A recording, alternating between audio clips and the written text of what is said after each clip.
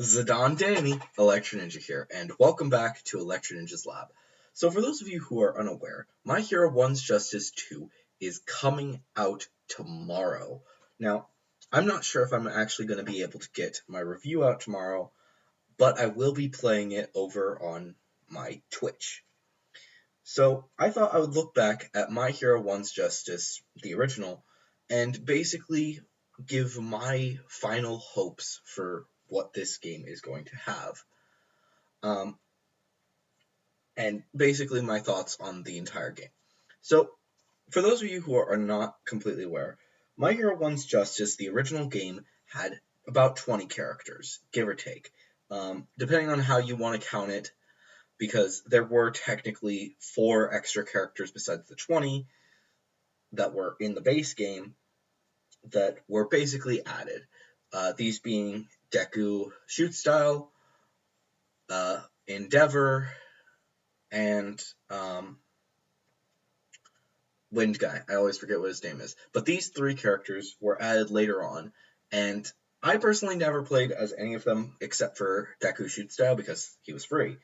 But all of the others are, there's 20 of them.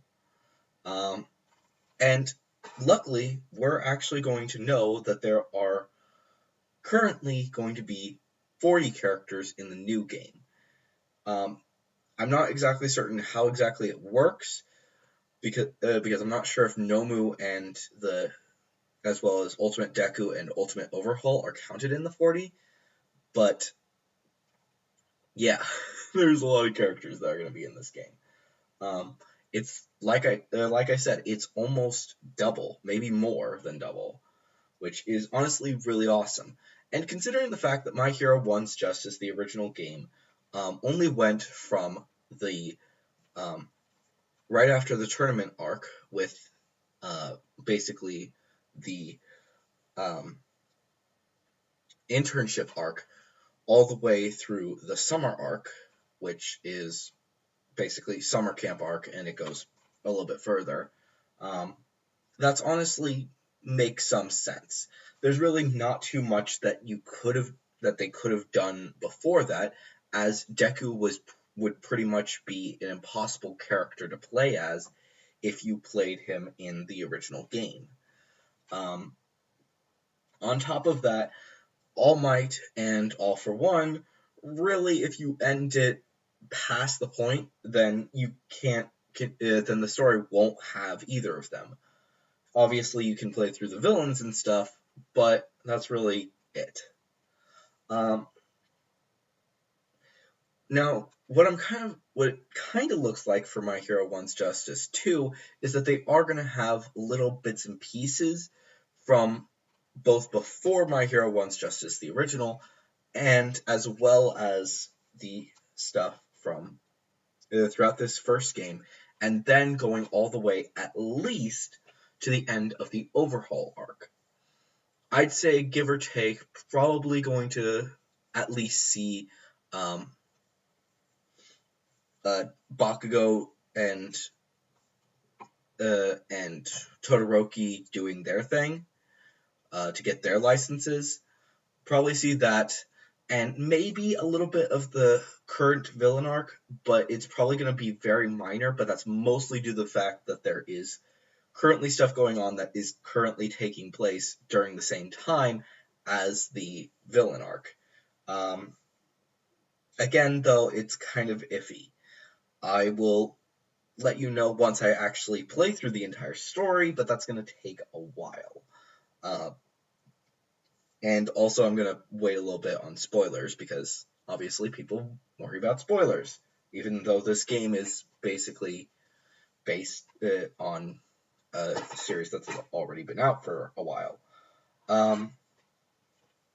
But again, there's a lot of characters here, and honestly, if they go too much further, there's really not much that they can do. While they could absolutely do some stuff with the Gentleman Criminal arc, really the only thing that they're going to implement if they do that is one or two extra fights with Deku and Gentle Criminal, most likely being Deku fighting against the guy. But honestly, if they do that, I would prefer for them to do it as DLC.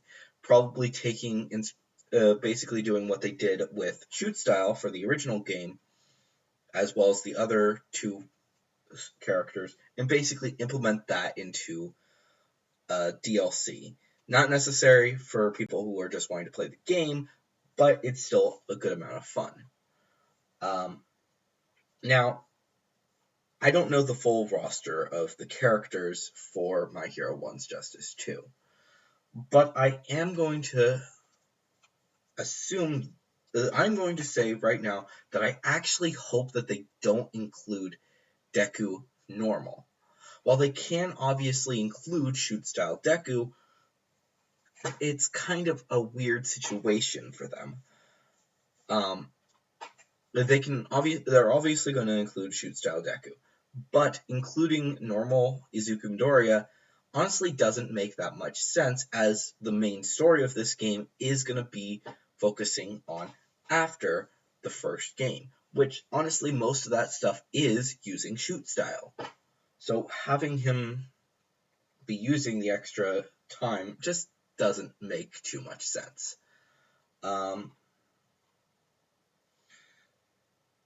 And obviously they can introduce him, but honestly it doesn't really make too much sense.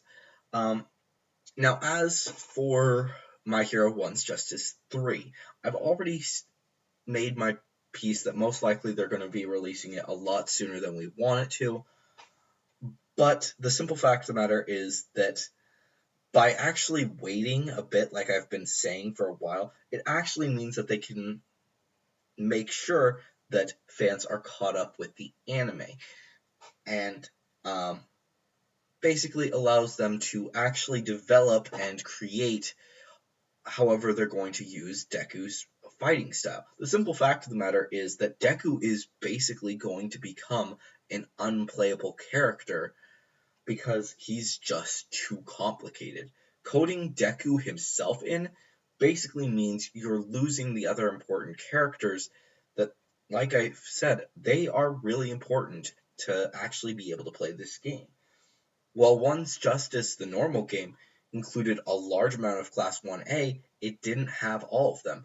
Most of those extra spots were given to villains and to 3 pro heroes. And it's a bit sad, to be honest. There were I want to say 7 villains. I'm forgetting the exact number. But the point is, there were 7 villains, 3 pro heroes, and the rest were students, meaning that they didn't get to have all 20 of Class 1A. Finishing up Class 1A would honestly be the most important part of this game. Adding obviously some pro heroes, because what are they going to do? Not add them? But obviously there are certain characters like Invisible Girl. I always forget what her name is. She's most likely never going to be implemented into this game because she's just plain and simple not playable. Coding her isn't too hard, but how to play her, as well as the fact that she's invisible, means that it's a very hard character to actually design and make sure that she works fully functional. And again, that's part of the reason why we're probably not going to be getting every single classmate in 1A.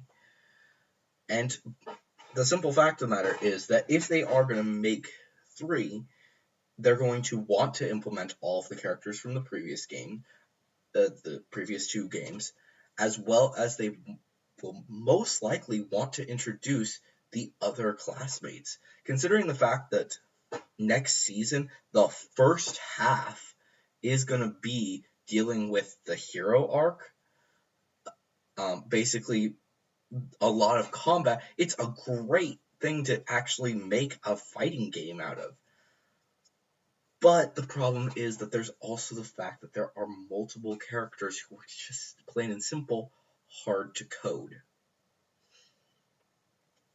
I don't know exactly how they're going to do it, but that's my take on it. The simple fact of the matter is that if they want to implement this if they want to make 3, they honestly need to make over 80 characters if they're just gonna finish implementing them. Because as far as I'm aware, One's Justice 2 doesn't have any of Class 1B. So I don't know exactly how they're doing it, but that's a big problem with the fact that the next season has a lot to do with Class 1B, as well as, of course, Shinso. So implementing that is really important. And honestly, they should wait until that is done, because the current arc is not really good for combat. Obviously, like I said, you can do DLC. Great option for that. But there's really not much else. They can implement some more stuff. Bakugo All for One, or One for All, I guess. One for All Bakugo. Implementing that into DLC. Great option. Perfect option to actually implement that stuff into the actual game as DLC. Basically basing it off the movie. Taking stuff from the 2 movies, great options. But it's not happening. And honestly, I don't know how they're going to do it. And like I said, current arc, not great. Villain arc and the next season is a fantastic thing to make the game out of. But we need time. So those are my thoughts. I'll give my actual review of the game once it's out. And I'm going to only be doing it off of the actual gameplay and stuff, rather than the story, because of the fact that by the time that I actually get around to making the review, the game's not going to be completely out. But anyways, I won't have completed the story. But anyways, guys, let me know what you guys think of these games, and do you think that I'm blowing hot air because of the fact that I want them to wait on making 3? But yeah. Anyways, guys, I've been Electro Ninja. Hopefully you've enjoyed this video, and I will see you guys next time. But on!